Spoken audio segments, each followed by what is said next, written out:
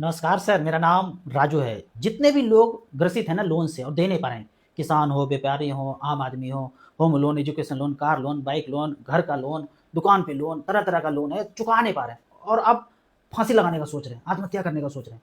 पर यकीन मानिए, जो 1 किलोग्राम है ना, आपको किसी ने 100 ग्राम दे करके 1 किलो बेच दिया, या 1 मीटर कपड़ा खरीदने गए, वो 10 सेंटीमीटर ही बोला 1 मीटर है, और गुंडागर्दी से जब 10-10 सेंटीमीटर आपको चाहिए 1 मीटर, और दे रहा है कोई बेईमानी करके 10 सेंटीमीटर, तो आपको 10 बार पैसा देना पड़ेगा ना 1 मीटर पाने के लिए। ठीक उसी तरह से जो आपने 1 करोड़ लोन लिया है, वो मात्र 1000 रुपया ही है। जब हमारे बाबा दादा के समय में 1 करोड़ का घर दिख रहा है आज, वो 1000 का था। वो धीरे धीरे डिवेलुएट करके कैसे यहां तक आ गया। या जो आम कभी 1 रुपया किलो मिलता था, आज 200-300 रुपए किलो कैसे मिल रहा है। तो कोई गुंडागर्दी से उसको डिवेलुएट करके इस तरह से महंगाई दिख रहा है। तो आपको 2 किताब है यहाँ पे, लूट की व्यवस्था उल गुलान और रुपया मूल्य के मापक। इसको आपको ऑर्डर करना है। एक तो व्हाट्सएप नंबर से कर सकते हैं और दूसरा स्वदेशीहट.com पे जाके देख सकते हैं। और चीजों को गहराई से समझने के लिए इस चैनल पे आप कुछ वीडियो को आप प्लेलिस्ट में जाके देख सकते हैं। और यहाँ पे दस्तावेज भी है कि आपको कैसे दस्तावेज लगाना है बैंक को। यहाँ पे मैं डिटेल में बताऊंगा कि वो दस्तावेज क्या है। इसके पहले आपको डिटेल में समझना है कि जब ये कागज नहीं चलता था 1947-1934 के पहले, तो सोने के सिक्के चलते थे। हमारे सबके घर में सोने के सिक्के होते थे। मतलब 1 लाख रुपया है तो 1 लाख रुपया का 10,000 तोला सिक्का ही होता था। 10 रुपया सोने के सिक्के को बोलते थे और 1 रुपया चांदी के सिक्के को बोलते थे। आरबीआई ने 1934 धारा 26 में एक्ट बनाया और बोला ये सोना चांदी मुझे दे दो, आपका चोरी हो जाता है, डकैती हो जाता है, आप हमको दे दो। और ये जब सोने का सिक्का 1 तोला जमा करते थे तो 10 रुपया का ये कागज मिलता था। ये 10 रुपया था, इसीलिए इस पे लिखा हुआ है मैं धारक को 10 रुपया अदा करने का वचन देता हूं। मतलब ये 10 रुपया सोने का पर्ची है, सोने का लीगल टेंडर है, वचन है। ये मैं वचन वापस करूंगा तो वो जो जमा लिया है वो मुझे वापस कर देंगे। तो इस तरह से सोने का चिड़िया का मतलब है कि सबके पास सोना ही सोना था। ये सारा सोना उनके पास चला गया और हमारे पास ये कागज आ गया। तो ये कागज आ गया, अब ये कागज मैं जमा कर रहा हूं और मांग रहा हूं, तो गलत तो नहीं है, उसी का एक्ट है।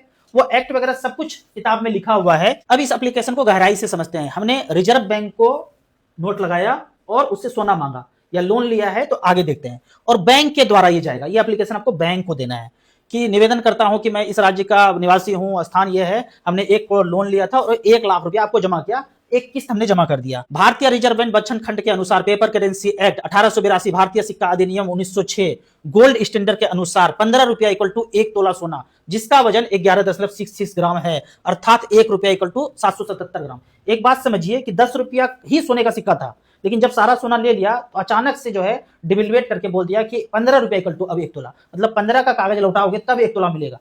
जब लिए थे तो 1 तोला में 10 रुपया का कागज दिए थे, लेकिन अब वापस जब कर रहे हैं तो 15 रुपया देना पड़ रहा है, तब 1 तोला मिल रहा है। तो ये डिवेल्युएशन रातों रात अचानक से एक्ट बना के कर दिया। तो जो एक्ट बनाया ना, वो एक्ट है 1906 का एक्ट, धारा 26 में लिखा कि 15 रुपया इक्वल टू 1 तोला। उसके अनुसार से 1 तोला को 15 से डिवाइड करेंगे तो 1 रुपया इक्वल टू 777 मिलीग्राम सोना, ये जो है रुपये का मानक हो गया। ये हो गया रुपये का मानक। तो वो जो 1 रुपया इक्वल टू 777 मिलीग्राम सोना हुआ, यानी कि 0.7 ग्राम सोना हुआ, उसको आज के रेट से अगर मल्टीप्लाई करते हैं, मान के चलता हूं आज रेट 1.5 लाख रुपया 10 ग्राम का है, तो 1 ग्राम का 15,000 हुआ। तो इसको ग्राम को मल्टीप्लाई किए तो 1 रुपया इक्वल टू हुआ 11,655 रुपया। यानी कि 1 रुपया का मैं कागज लौटाऊंगा तो मुझे जो सोना मिलेगा उसको मार्केट में बेचूंगा तो 11,655 रुपया होगा। ये ऐसे समझिए गुंडागर्दी शुरू कैसे हुआ, कि कैसे आप 1 रुपया को 11,655 रुपया बोल रहे हैं। मान लीजिए आपके गांव में 200 पेड़ है आम का, और 100 पेड़ किसी एक व्यक्ति के पास है, और 100 पेड़ नदी के किनारे, रोड के किनारे, रेलवे के किनारे कहीं भी है। लेकिन दिमाग में चालबाजी आता है, और यह नियम है कि 1 किलो चावल में 1 किलो आम मिलता है सदियों से। जब भी आम का सीजन मिलता है, कोई भी 1 किलो चावल दे या आधा किलो दाल दे, 10 रसगुल्ला दे, तो 1 किलो आम मिल जाता था। ऐसे चला हुआ था, कोई ऊपर नीचे डिवेल्युएशन महंगाई नाम का चीज नहीं था। जब भी 1 किलो चावल देते थे 1 किलो आम मिलता था।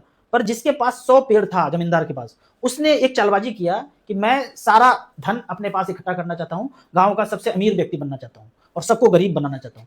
तो उसने क्या किया, अपने चेले चपेटों को भेज करके बोला सारे पेड़ जो इधर उधर हैं उसको काट दो, आम का पेड़ सबको कटवा दिया, और अब सिर्फ उसके पास 100 आम का पेड़ का बचा। तो अगला सीजन जब आया, बोला मैं 1 किलो चावल में 1 किलो आम नहीं दूंगा, 2 किलो चावल देना पड़ेगा तब 1 किलो आम दूंगा। लोगों ने बोला चलो, समृद्धि इतना था, देना शुरू कर दिया। फिर अगले सीजन में बोला 5 किलो चावल दूंगा तब 1 किलो आम दूंगा। फिर अगले सीजन में बोला 10 किलो चावल दो तब 1 किलो आम दूंगा। तो क्या महंगाई बढ़ रहा है या गुंडागर्दी? उसी तरह से सारा सोना जब कब्जे में कर लिया, 10 रुपया में 1 तोला सोना था, 10 रुपया में ही 1 तोला था सदियों से।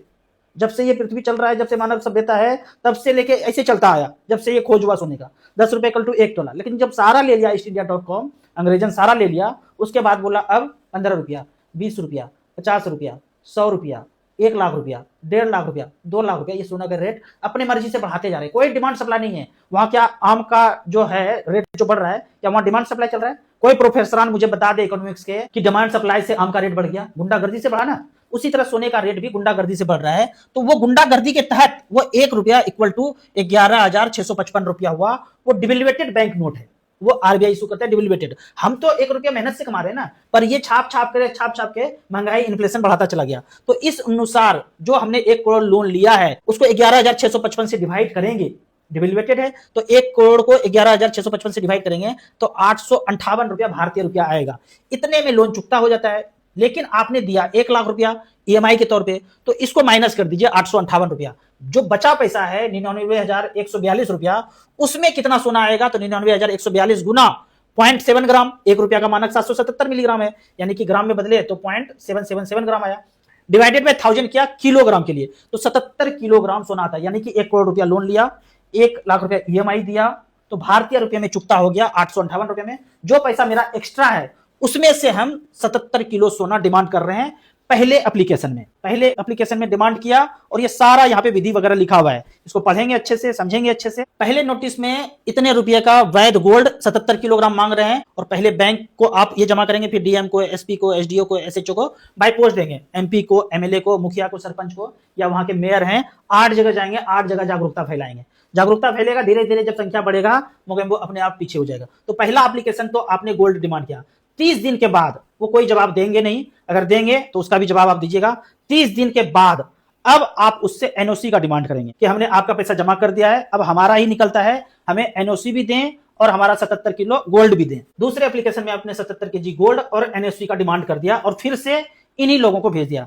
तीसरे एप्लीकेशन को 60 दिन के बाद भेजा, 1 महीना के बाद फिर से भेजा, और तीसरे एप्लीकेशन में बोला कि अगर आप चुकता नहीं करते हैं, हमारा 77 किलो गोल्ड और एनओसी नहीं देते हैं, तो हम भी वही ब्याज लेने का हकदार हैं जिस ब्याज दर से हम जनता से आप पैसे वसूलते हैं। तीसरे एप्लीकेशन में आप कह रहे हैं कि 7 दिनों के अंदर मेरा रुपया गोल्ड 77 किलो गोल्ड दीजिए, रजिस्ट्री पेपर दीजिए। यदि आप नहीं देते हैं तो मैं भी उतना ही ब्याज दर लेने का हकदार हूं जिस ब्याज दर से बैंक मुझसे भुगतान लेता है। ये तीनों एप्लीकेशन को आप अच्छे से स्क्रीनशॉट लीजिए और इसको कंप्यूटर सेंटर में जाकर के वर्ड में इसको प्रिंट कीजिए। पहला पेज ये स्क्रीनशॉट लीजिए, दूसरा पेज ये स्क्रीनशॉट लीजिए, तीसरे पेज में आपको यहाँ पे साइन करना है, बैंक को देना है, और इतने जगह पे कुरियर करना है, बाय पोस्ट देना है, या हाथों से भी जिनको जिनके ऑफिस में जाना है इनको दे सकते हैं। 30 दिन के बाद आपको दूसरा एप्लीकेशन लगाना है, इसका स्क्रीनशॉट रखिए, दूसरे पेज का स्क्रीनशॉट लीजिए, तीसरे पेज का स्क्रीनशॉट लीजिए और यहाँ पे इतने लोगों को फिर से भेजना है। फिर 60 दिन बाद तीसरा एप्लीकेशन भेजना है, पहला स्क्रीनशॉट लीजिए, दूसरा स्क्रीनशॉट लीजिए, तीसरा स्क्रीनशॉट ये हुआ, और चौथा लास्ट स्क्रीनशॉट लास्ट एप्लीकेशन के लिए, तीसरे एप्लीकेशन के लिए हुआ।